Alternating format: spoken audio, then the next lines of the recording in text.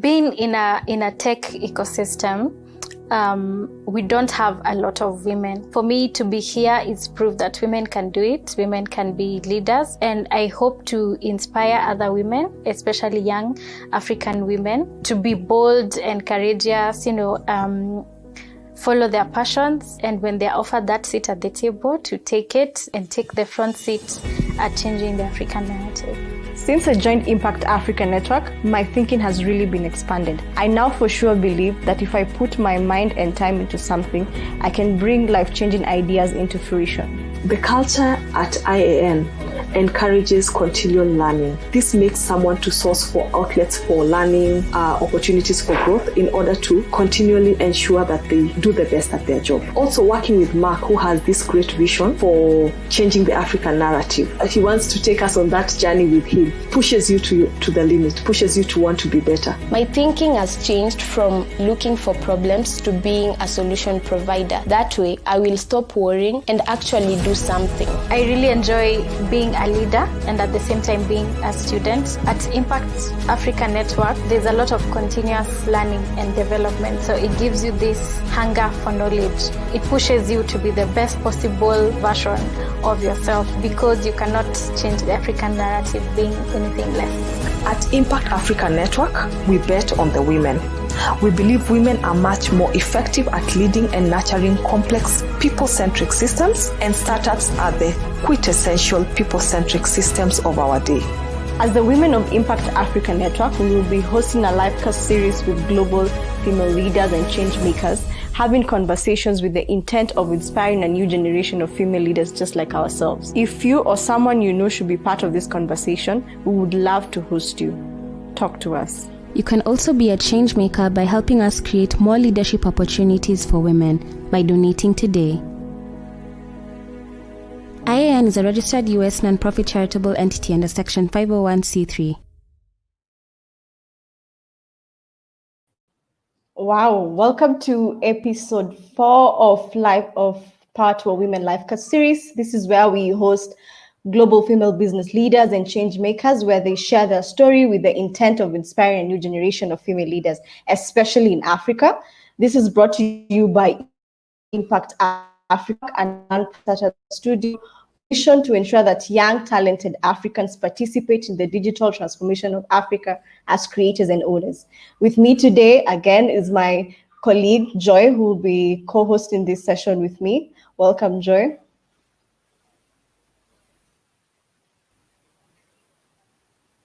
Thank you, Phyllis.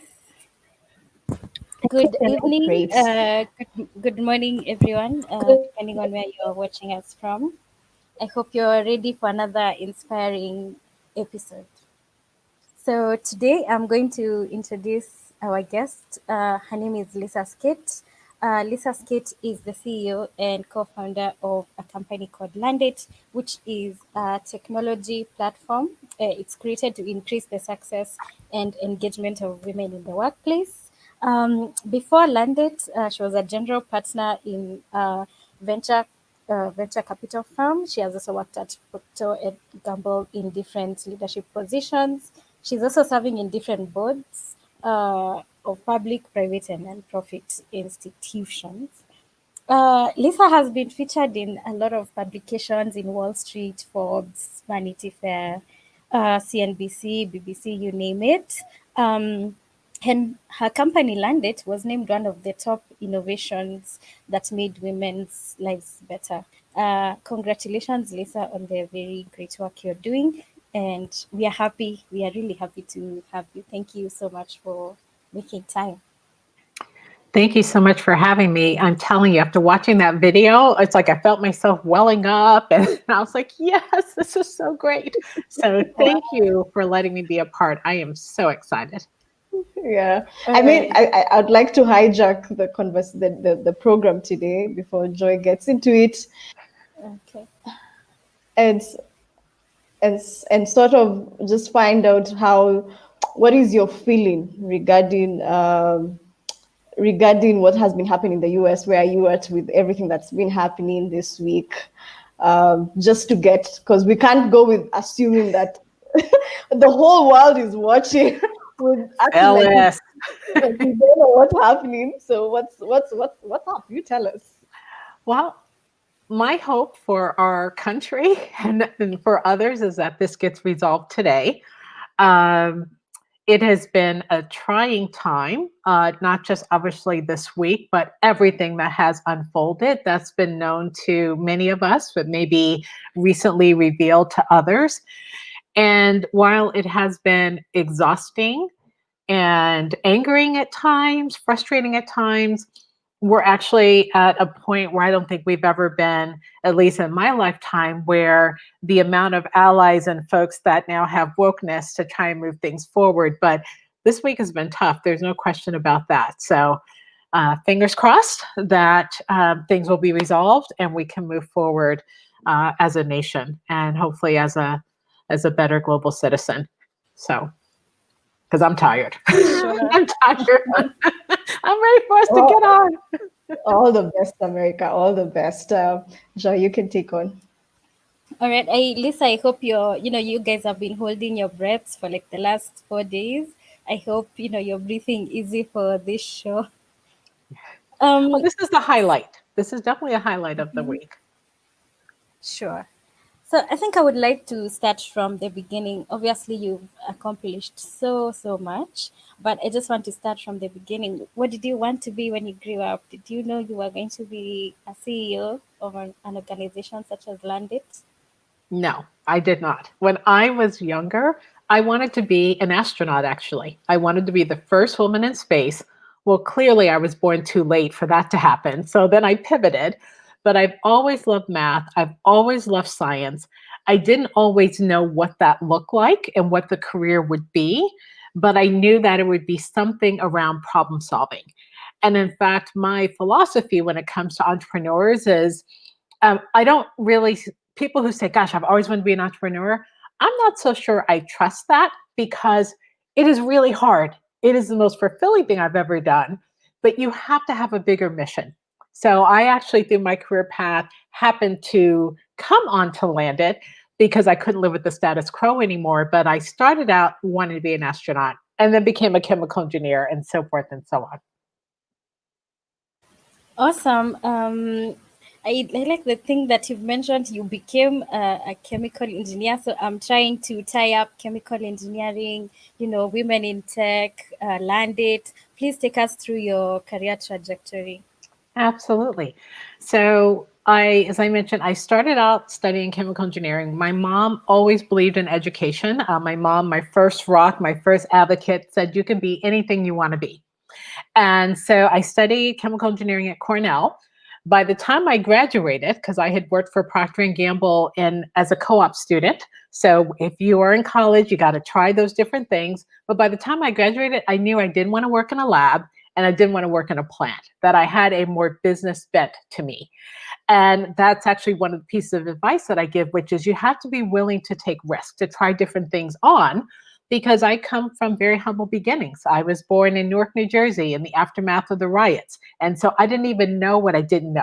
I just knew what I liked, but I didn't know what it looked like. So I worked for Procter & Gamble, and I went from engineering to product development to working in what they call product supply. When they started acquiring cosmetic companies, I was like, wow, you could have a career in cosmetics? I want to go do that. And so I went over to operations and was able to work on some of the businesses they were acquiring. And then I got a little taste of entrepreneurship because, again, that wasn't my upbringing. I didn't know much about it. And I was like, gosh, I want to try that. So I got recruited away to join a startup in New York, and then I never looked back. But after about a year of doing that, I was like, well, gosh, how do people do this for more people? And someone suggested venture capital. And I said, well, what is venture capital? I had never heard of that. And I wasn't even sure how to get in. And we'll talk in a moment about why you have to build your board of advisors, people who can help advise you on things. And so they said, well, Lisa, you don't have any networks and you've never worked in the industry. Your only chance of getting into venture capital is to go back to business school. So I said, okay, well, I better do that. So I applied and I got in. I turned to my husband and I said, I'm really out of here. So what would you like to do? And he applied and he got in and we went together, which was great because you get two for the price of two at Harvard Business School. Some of you may know my husband is the deputy commissioner of the MBA. So I like to say we both went back to pursue our passion. So I went back to do venture capital, but after about a decade, I didn't want to do that anymore. And I didn't know what I wanted to do. And everyone expected me to know. And it felt pretty awful because no one walks around any organization saying, I'm feeling less than confident or I'm not sure what to do, because there's a social cost to us doing so, particularly for women and for women of color. So we suffer in silence. And I thought I was the only one. But then I realized that there were so many brilliant women and men and gender non-binary just trying to figure out how to achieve success on their own terms, but they didn't know where to start and they didn't have the access. And I said, I can do something about it. So I became an entrepreneur, not because I said I want to be an entrepreneur, but because I couldn't live with the idea of brilliant women and men not being able to achieve their dreams. And I could do something about it. If not you, then who? So that's how I became founder and CEO of Landit. You bring out a very great point, Lisa, that entrepreneurship is about solving a particular problem or need. And that's how sometimes it comes by. You don't expect it. You're just minding your business, trying to solve your problem, and then it turns out to be something so big and successful. So thank you for sharing that. And I know, and everybody, I'm sure I would love our audience to hear about your concept about having a dream team and a board of directors, which is in the path of having mentorship. So at Impact Africa Network, we have young fellows who, work on different projects. And, through those different projects, they have mentors who have industry experience who come in and, guide them so that they're able to produce, good quality scale-ups. So, as they go through this, I want them to hear about your thoughts on mentorship, and especially when it is your concept of having a board of directors. So I hope their ears are really tuned into this one. Absolutely. And this is actually the differentiator when it comes to your ability to achieve your career goals. Because having the skills, it's not enough. And yes, you have to have the skills. And yes, you have to over deliver. And we'll talk hopefully in a moment about the importance of developing your own personal brand, defined as what do people say and think about you that make them want you in the room, that they're going to do whatever it takes to make sure that either you have a seat at the table or you're going to be able to move forward. The way you do that is building your board of advisors. And what we encourage people to do is to start with your mentor because it's critical, but expand beyond that as well. So we define that there are 5 seats you ought to have. The first is your mentor, and I'm so glad that you all have that because it's critical. This is someone who is your thought partner, lots of frequency of touch. You're driving the relationship. Could be someone more senior. Many times it could be a peer, or there's also reverse mentoring. They could be slightly less tenured in the workplace. The difference maker is the sponsor. This is someone who talks about you as opposed to you talking to them. This is someone who opens up doors, helps you see around corners. It was the gentleman who said, Lisa, what about venture capital? And this is, let me make some calls to tell you what you have to do to get in. And so we know that if you have a sponsor, you're going to accrue a 20 to 30% benefit. But you also need a connector, someone who knows everyone. And this is an amazing network, and they're willing to connect on your behalf. Or a point expert. If you think about it, I was a first-time tech CEO. So I had the vision, but I didn't have the plan. So I made sure that I had people in my network that could accelerate my learning. And then everyone, particularly us, need to have a close friend, someone that you can tell your secrets to, because you can't tell everything to everybody. So what's important is to cultivate people in those 5 seats, but you got to be active. You got to make sure that you're doing the care and feeding, that you're asking for help. And so it's amazing that folks are a part of your amazing organization, because many times, even if you knew you needed these people, you didn't know how to reach them. And so the fact that you make that connection, without it, you're only going to go so far. So those relationships are critical.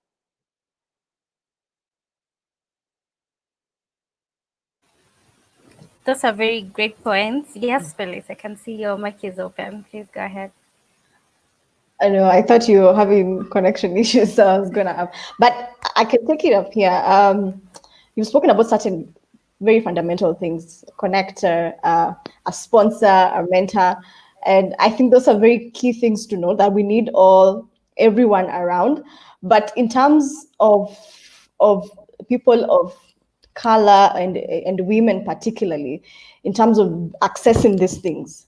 Do you feel like it's become easier? Where are we in terms of people like you and I, especially you now in your context? Are we there yet? How is access? How is access now compared maybe to a few years ago? And what needs to be done for it to get better, quote unquote? Indeed.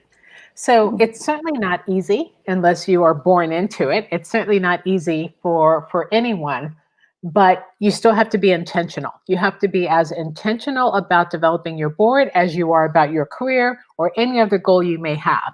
But it starts with, how do you show up, right? So, I don't want to quote Beyonce, but I'm going to quote Beyonce. So you may not be irreplaceable, but you want to make yourself indispensable.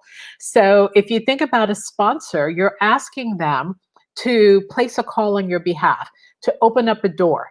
No one is going to do that for someone who they don't believe is going to deliver. So you have to start with, how do you show up? What are the adjectives associated with your name that someone says, I want to get behind her, or I want to get behind him to move them forward? The other mistake we make is we only affiliate with people that look just like us, right? And if you do that, I can look at your network of the people you know and say, you're only going to go so far. So if I had a picture, I would show you my board. It can range. I have people who are more junior, those who are considerably older. There are men, women, Black, white, Asian, etc., because you never know where that sponsorship is going to come from. So what I would say is, while it's not easy per se, at the end of the day, people are looking for an ROI.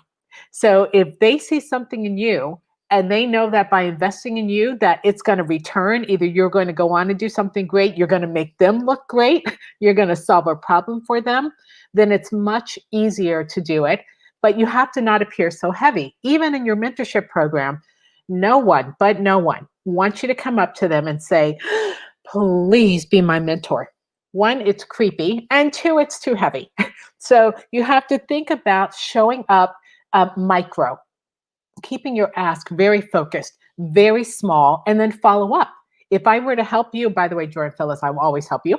If I asked me for advice and I gave it to you, at some point you should probably go back to me and let me know, was it helpful or wasn't it helpful? Because then I get to see, okay, gosh, do they have any hustle factor? And then two, what are they going to do with it? So yes, it's a challenge. Many things for us are challenging, but we got to keep it moving anyway, right? You have to keep doing it because, again, you're only going to go so far without it.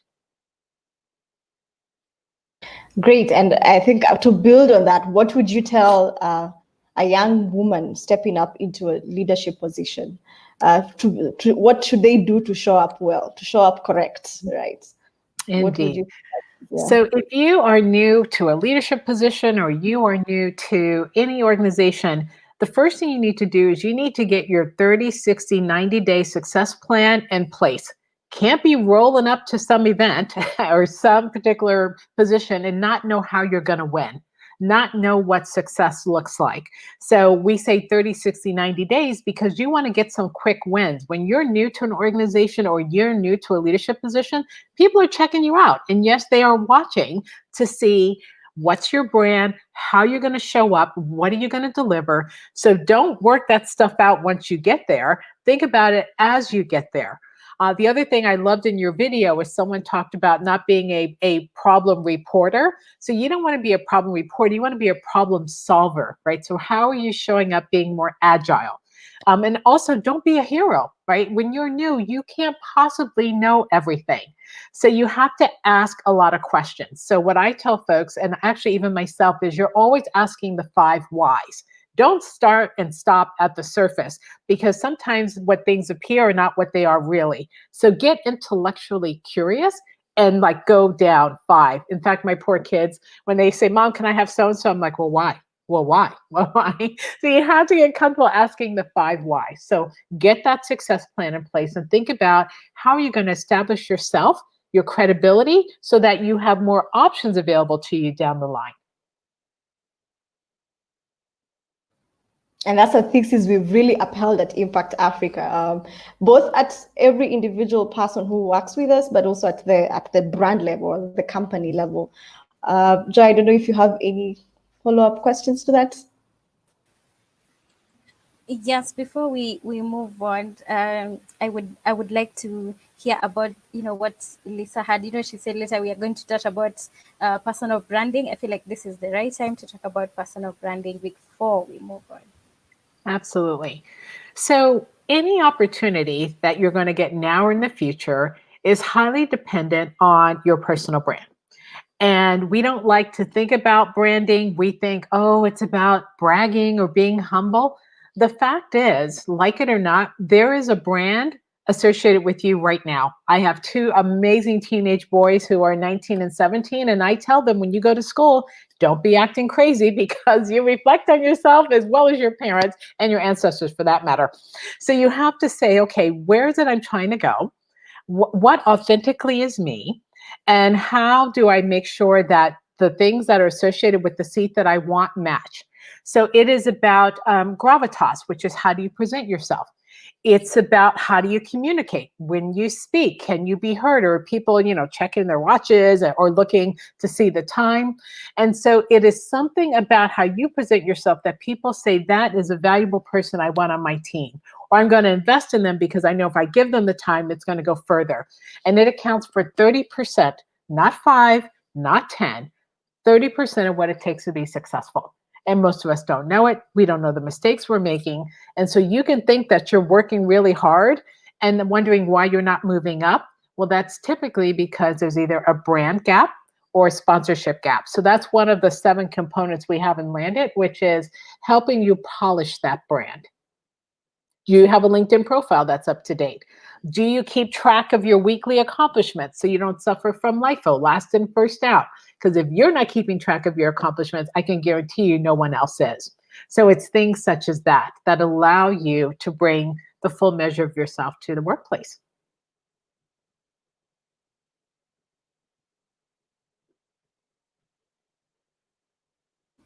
All right, and you've spoken a lot about planning. At Impact Africa, our greatest plan is in 10 years, we want to have 10 scale-ups that provide 10,000 jobs and have a combined value of $10 billion. That's our plan. That's our 10-year plan. Yeah. Some people might think it's ambitious, but we need it. Whether it's ambitious or not, we need it in this market. So as in your experience as a founder and also having worked in a VC firm, having that kind of experience, what would you say is required for such exponential growth? I know we're in different markets, but what would you say is required for such growth?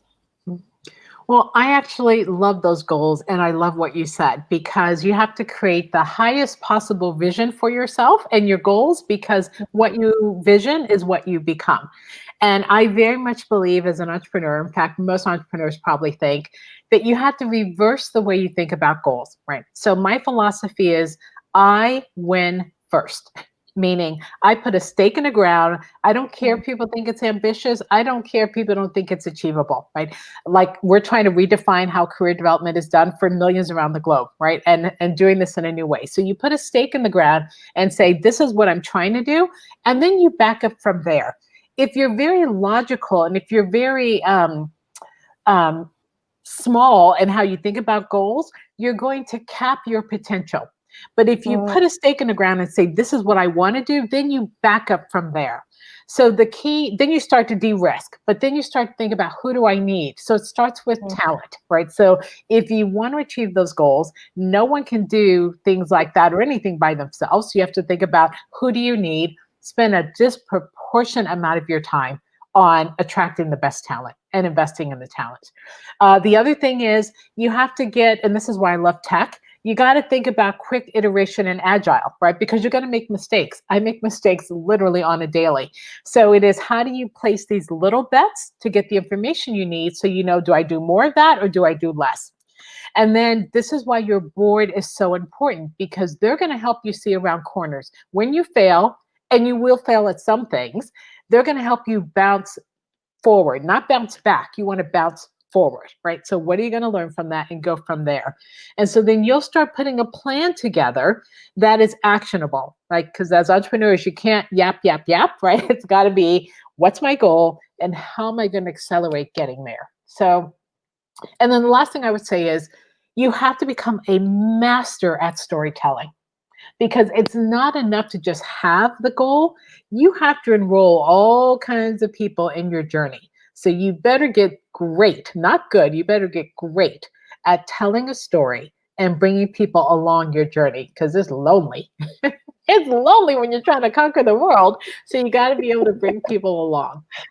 Yeah, I can almost hear our CEO's voice and words in what you're saying. He preaches this to us over and over again. And I think the more I speak to people from your mark and people who've done things, I understand it better and better. And you mentioned something, that who you bring on board matters. We are reading this book. You probably come across it, Good to Great. Yes. And it talks, or you've read it. So everything you said actually fits in some of the things that book recommends, who you bring on board. And at Impact Africa Network, we have this thesis and this belief that some of the startups, not some, the startups that we grow will attract, especially particularly female talent, young women between a certain age group, because we have a belief that they are good and at nurturing complex systems, which involve a lot of people, which involve a lot of iteration, and they can able to sort of move the startups to growth. I would like to hear your perspective on that in terms of the female leadership style, and especially in a startup. Yeah. Yes, I think more women should be entrepreneurs because they're very well suited. I would say, at least, that I'll comment on my own style and just patterns and things I've seen. So females make great leaders. So let's just dispel any myth that they don't. So they make great leaders, and people lead in different ways. I would say one thing is, so we didn't start with my full introduction, but I always lead with my family, right? So yes, I'm a tech founder and CEO, but I'm also mom to Ty and Kylan. I am wife to Mark. I am daughter to Barbara, and I'm a sister, and I'm a community organizer, because we have to look at the 360 of us. So I give people permission to bring their whole selves to work, because it's exhausting if you can't, right?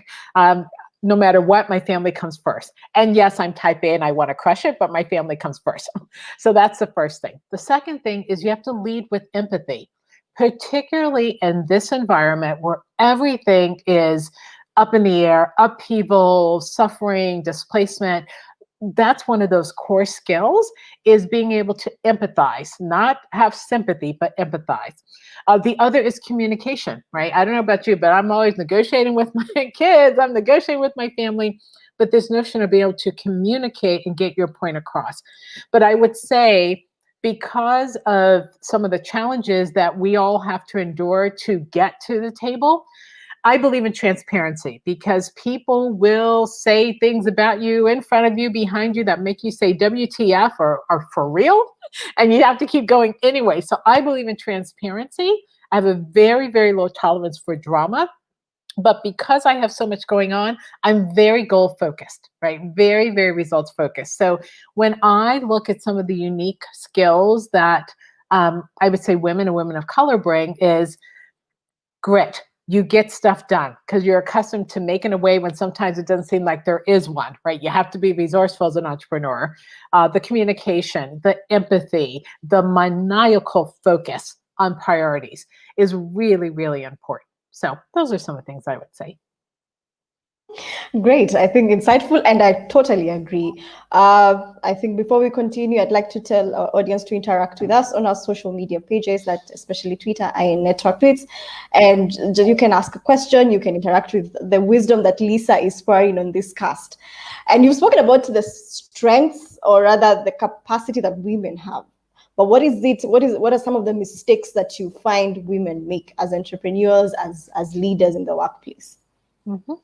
So one of the first mistakes we make is not taking risk. It seems counterintuitive, but it's true, because if you think about 3 circles, right, there's kind of what I would call the comfort zone, where you know what you're doing and you're just kind of cruising and you're almost on autopilot. And that's a terrible place to be, right? Because nothing fun, interesting, or growth related happen there. No learnings, no sponsorship, no outsized returns, no big dreams, nothing. You don't want to be in the outer circle, which is what I call the cray-cray circle, where you're so terrorized that you can't move. So you're stretching for what we call kind of the discomfort zone, where you're a little bit out of your comfort zone. That's where the growth happens. That's where people can see your brilliance. And as we progress in our career, we become more risk averse. And there's this phrase that says, if you keep doing what you've always done, you'll keep getting what you always got. Okay, I know it's terrible English, but I still like it anyway, which is if you want to do something, if you want to change, you got to stretch yourself in different ways. You got to be willing to take the leap, even if you don't know what's on the other side. Because I think there's this myth that entrepreneurs are just, they're not scared. I'm scared on a daily, right? There's this myth that, we, take risk and that it's really exciting and it's glamorous. It's grunt work many times, right? But you're doing it for a bigger mission. And so there's no way that that little girl from Newark, New Jersey would have the privilege of speaking with you all today if I had not been willing to take risk along the way. So that's the number one thing that I see that women don't, actually everyone, but women in particular, do not do. Awesome. I think those are very great points, and I like that you've brought out, what we do not do. Now, what I would like to hear is, having worked with Landit and all these, you know, phenomenal women, I'm sure you've experienced so many success stories. If you could just capture one or two for us, those ones that you remember, and you're like, this is why I wake up every morning to go to Landit. I'm just curious to hear some of those awesome Sure. stories. Well, maybe I'll just say a few words about what we do so that people then understand kind of the impact that we have. So we are the market leader in personalized career pathing. And what that means is we take everything that would be reserved for the top of the pyramid, the C-suite, and most of us don't make it to the top of the pyramid. We knit it together and we put it in the hands of anyone, regardless of their gender, their ethnicity, their tenure, their location. So think of it as kind of personalized, one size fits one. And it's everything from access to the most amazing coach. By the way, that's the secret to career success. It's how to build your board of advisors, how to build your personal brand, access to the most amazing courses and content so you can keep learning. But we know that even if you have the access, you may not have the know-how and the tools. So we knit all that together and path you forward one step at a time, because we know that you're talented. We know that you're motivated, but often you don't know where to start. You don't know what you don't know. And even if you did, you don't have the access. Well, now, because of the way we deliver it, companies can now invest in their talent to literally unlock potential. So that's what we're doing. And our mission is to democratize and drive career success for everyone. So talk about big goals, mine is world domination.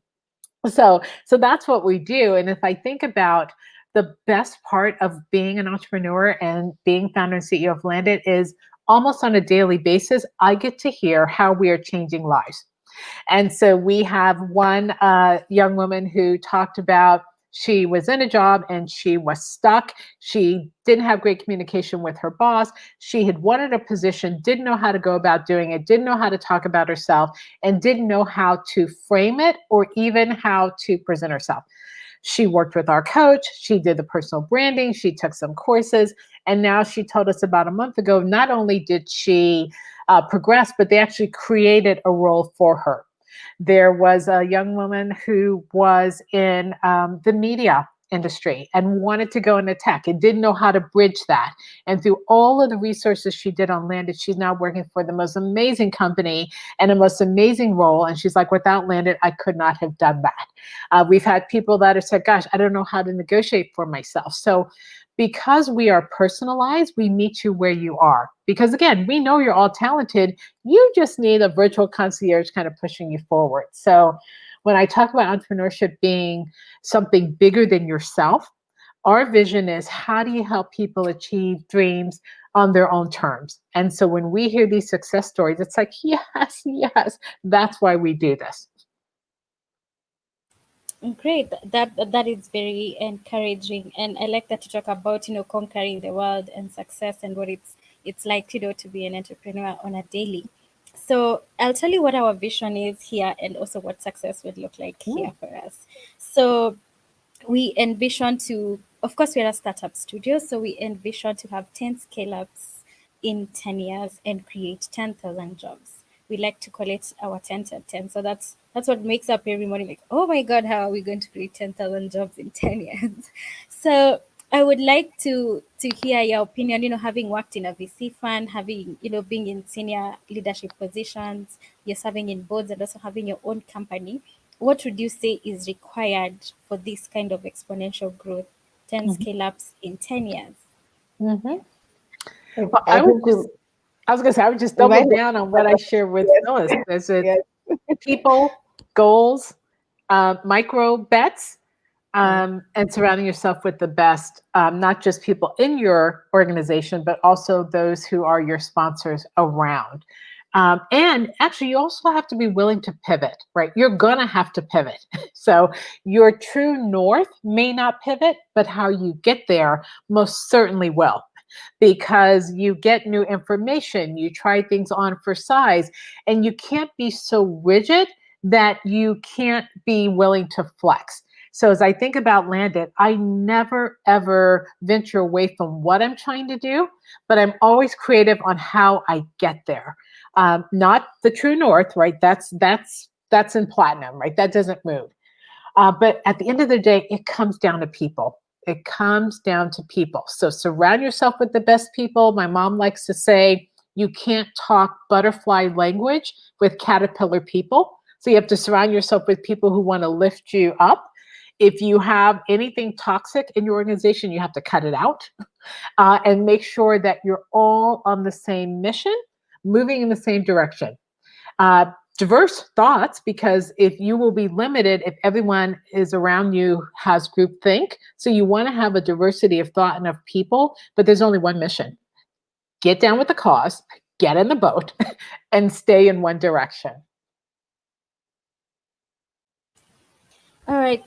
So one question I'm also curious about is because you're a leader and you're still growing. Of course, you never stop learning and you never stop growing. So I'm curious to how do you stay learning and growing instead of saying I have arrived. I'm in my comfort zone. I made it. How do you keep that zeal? This is one of the most important things, not only for your personal growth, but for the people that you surround yourself with. So we, like so many startups, we have our weekly meetings. And when we do our report out, the way I structure it is, I want to know the 3 things you did that made a difference. I want to know the 3 things that you learned, right? So if you are in a startup or growth environment and you're not learning on a weekly basis, then you are not intellectually curious, right? Because there's so much information coming at you. You have to be able to take it in, figure out what that means so that you can do better going forward. I also mentioned this notion of the 5 whys. You also have to be a voracious reader of some kind. Like you can't kind of go into your cocoon or your vacuum and not be aware of everything that's going on around you. So you got to be plugged in. You got to read. You got to make it a point. And then you got to talk to people, right? Because the one thing entrepreneurs don't have is a lot of time. So you have to think about how do you do that. But if you go forward without building your foundation, then you're going to make mistakes and you're going to find yourself maybe so off base that you can't course correct. So I am a voracious learner.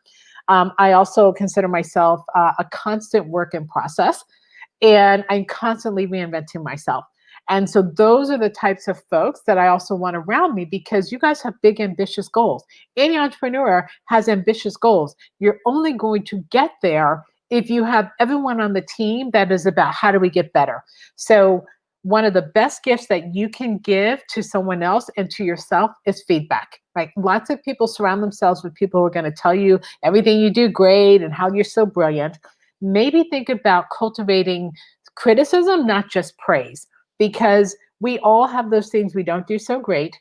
We all have those things we do so well, but we over rely on them so much they become weaknesses. So you need to have a few people in your corner that are going to, tap you on the shoulder and tell you when either you're missing something or maybe you didn't do something so well, so that you can internalize that and then go forth and do better. So it is critical for anyone, but particularly in a startup founder type of role, that you are intellectually curious. Awesome. I'm sure our CEO is really resonating with this particular live show because it's been repeating some of the things he keeps on telling us day in day out, and he's very particular about learning and being curious. Like go learn something, go Google it, go listen to a podcast, and stuff like that. So I'm sure he's somewhere jumping up and down. He's so pumped. I need to meet him, because literally if I see a report and I was like, what, in 7 days you didn't learn not one thing? Not one thing. So that's been like not one. So that tells me that you're not asking, you're not paying attention, or you're not driven enough. And all of those three things are really, really bad. I am sure you will meet him. I am sure you will meet him. So we are almost getting to the end, and we are taking in audience questions. So the first audience question was by Mombi. She asked, when you talked about the board of directors, she asked who constitutes or constituted of your board of directors, and did the people in your board of directors change over time? Such a great question. So my board of advisors started with my family. So my mom, first and foremost, I was born to the most amazing mom who happened to have me when she was 18 and was a single mom. And so the world was prepared to underestimate both of us at every turn. And it was my mom who said, get your education, push me forward, and gave me the foundation I needed. I would say my family, my husband and my kids to start, because when you start a company, you don't start it in a vacuum. So your family's got to be on board and they got to be supportive, because it's hard. It is very, very hard, even when things are going well, to have a startup. But then as I think about along the way, I had professors. Some of my first deals as a venture capitalist came from my professors. I'm still in touch with them today. There's other family members, people I worked for, people in my community. So you never know where that source for your board is going to come from. So that's why you have to be open. That's why you have to show up and show out all the time, bring 200%. Can they change over time? They certainly can. There are folks that have been with me for a very, very long time. There are people who have changed roles, that maybe they were mentors and then became sponsors, or I became sponsors of them. So that can certainly happen. The only thing I would caution on is don't lay every single problem you have at the feet of one person. It's just too incredibly heavy. So be very thoughtful and be very respectful. Make the ask, by the way, but be very intentional about who do you rely on for what. Great. That brings, I know we have another question from another audience, but before I ask it, I'm curious. In terms of change, experiencing change while you're leading a company, in your board, in the people working with you, that sometimes can take a toll, especially if you, because we get to interact very closely. How have you managed that? And how would you advise someone to manage that change, especially change of people around you? Yeah. Change of people. So it's certainly hard and it's challenging, but it's interesting. When I was a venture capitalist, I used to say, no one sits around saying, I'm sure glad I waited a long time to get rid of that person who wasn't working. And then you go down the other side and you're like, ooh, that's really hard. And so the advice that the sage advice I would say is hire slowly, fire quickly, right? Because it doesn't work if there's someone who's not a fit, but you can still be respectful. You can still be authentic. And that's why you should, as I said, spend an outsized amount of time figuring out who do you bring in. A lot of times with startups, you are stretched so thin, all you want is bodies. Just get people in here. And I think that's when cultures go awry. That's why you see so many stories about companies imploding, even though they're successful. It's a terrible, terrible place. And so you have to be really thoughtful about who you bring in, not just their skills, but who are they as people? And then what are your cultural norms? I love Netflix. They say, we are a team, not a family, right? So everybody's got to get in there and pull their weight.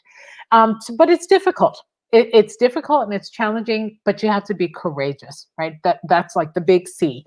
That's, first of all, everyone has to be courageous, but you particularly have to be courageous when it comes to a startup or a company or a role or a founder or even an individual contributor for that matter. So you got to do it. Yeah.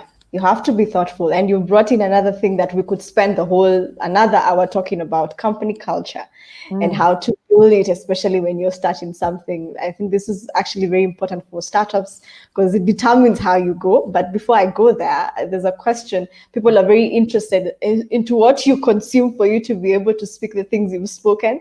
So there's a question regards which podcast are you currently listening to, and which are your top two podcasts for startups that you would recommend? Such a great question. So I am not listening to podcasts at the moment. I consume a lot of TED. I read a lot of books, a lot of books. And it's everything from, I'm reading Cast at the moment, but everything from that to during COVID at its height, I was reading Marie Kondo to clean up my life.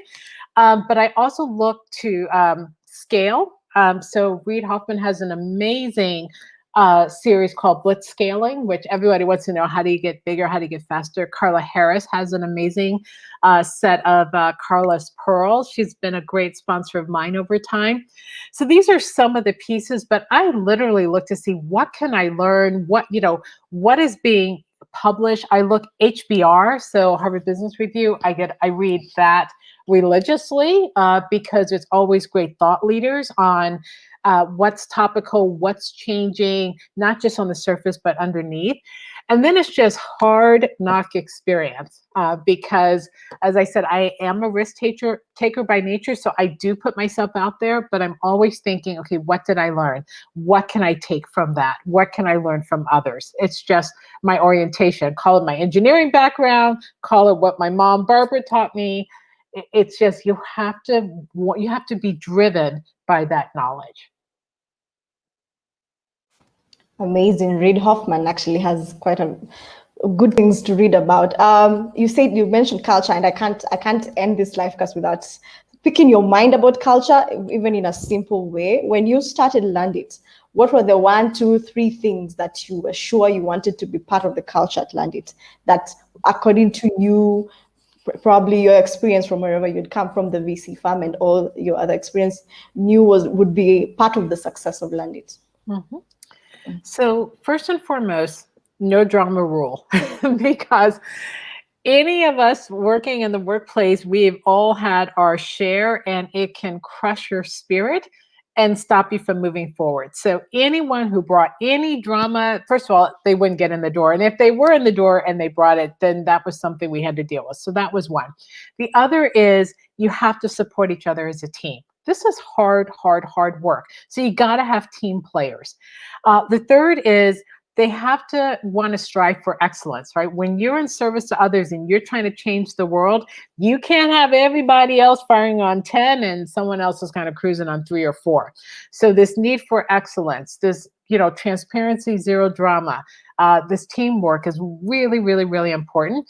And we have a lot of fun. So I think we're all slightly quirky. And so one of the things that we do is we all do user manuals. So you shouldn't have to figure out, how do I like to communicate, or how, when's the best time to talk to our engineers? We give you the manual. This is the guide to Lisa Skeete Tatum. So everyone does that. We also have fun events, especially in COVID, where we can't see each other. We're not working together. You have to be very intentional about that culture. And so a lot of people put it last, but it's actually a key component on how you can move forward and need to move forward. Culture is what is top of the list, even for us at Impact Africa. And I can almost summarize what you've said into what we say our culture is. That is high collaboration, high performance, and high integrity. All the things you've said, I think they fit. We've just called them differently. I can see we are 2 minutes to 50 minutes into this. I'm not sure if there's anything very pressing, Joy, from the audience.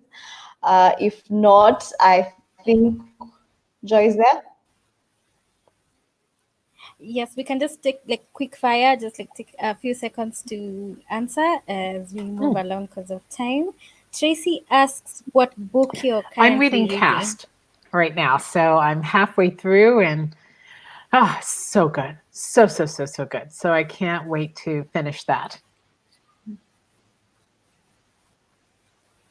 All right. And Angela's question seems, like it would take time, but I'd urge you to answer it in a minute. Angela Gitonga asks, what do you wish you knew in your 20s that if you did, and if you did, what would you do different? What do I wish I had known? Let me count the ways. So, one, the importance of building your board early, which my kids, I've been kind of pounding it to them, even though they're teenagers, and just how important your personal brand is. I kind of knew it, and integrity and how you carry yourself. I didn't realize how outsized it was in terms of how you are and can be perceived, and how you have to take great care of that if you want to have doors open. So those would be the two things. And they're tied, right? The brand and the board are tied. Awesome. I think this was one of the most insightful episodes we have had. It's very, sad that we are running out of time. I would urge our audience to, follow us on our social media networks. Impact Africa Network on Facebook, YouTube, Twitter, everywhere. It's Impact Africa Network, so that you don't miss on the next inspiring session. No session is, similar to the other one. Every day we learn a new thing.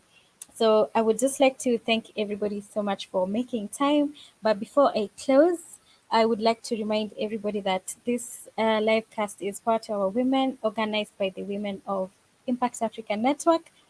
Impact Africa Network is a non-profit startup studio, and we are committed to changing the African narrative.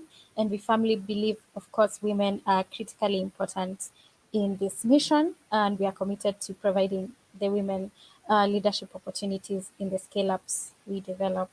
So to support our work, join our micro donations program. You can donate as little as $30 a month. Some of you can give more, some of you can give less. But let's support this exciting work and this movement of changing the African narrative and giving power to our women. Thank you so much, and thank you, Lisa, for joining us, and thank you for creating a company that gives power to women. Thank you. And thank you so much for including me. Love what you do. Thank you, Lisa. Awesome. All right. See you guys next time, next Friday.